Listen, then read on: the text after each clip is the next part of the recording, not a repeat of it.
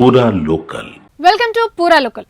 పాక్ అధికారిక రాజధాని ఇస్లామాబాద్ అయిన పాలన మొత్తం రావాల్పిండి నుంచి. ఇక్కడ చక్రాలలో ఆర్మీ చీఫ్ ఆఫీస్ నుండే ఆదేశాలు వెళ్తుంటాయి. అయితే ఈ కుంభస్థలాన్నే భారత్ లక్ష్యంగా చేసుకుని దాడులు చేసింది. ఇక్కడ పాక్ వాయుసేనకు చెందిన మొబిలిటీ కమాండ్ ఉంది. దీంతో పాటు గగనతల రిఫిల్లర్ ట్యాంకర్ ప్లేట్లు, హెవీ లిఫ్టర్లు ఇక్కడ ఉన్నాయి.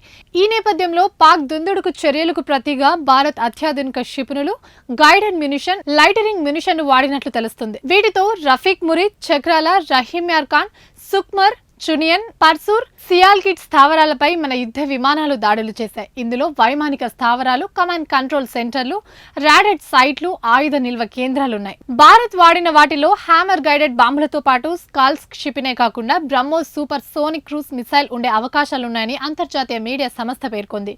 యుద్ధ రంగంలో దీన్ని ఉపయోగించడం ఇదే తొలిసారి కావచ్చు. కాకపోతే అధికారిక వర్గాల నుండి దీనిపై ఎలాంటి ధృవీకరణ లేదని, భారత్ నిమిషాల వ్యవధిలో పాక్ చెందిన కీలక వైమానిక స్థావరాలను ధ్వంసం చేయడం ఆ దేశంలో గుబులు రేపింది. అయితే యూపీలో ఈ క్షిపణి తయారీ కేంద్రం ప్రారంభోత్సవం సందర్భంగా ఆపరేషన్ సింధూర్లో భారత్ బ్రహ్మోస్ క్షిపణులను ఉపయోగించిందని యూపీ సీఎం యోగి ఆదిత్యనాథ్ వెల్లడించారు. ఆ సమయంలో ఆ క్షిపణులకున్న శక్తి ప్రపంచ దేశాలకు తెలిసిందన్నారు.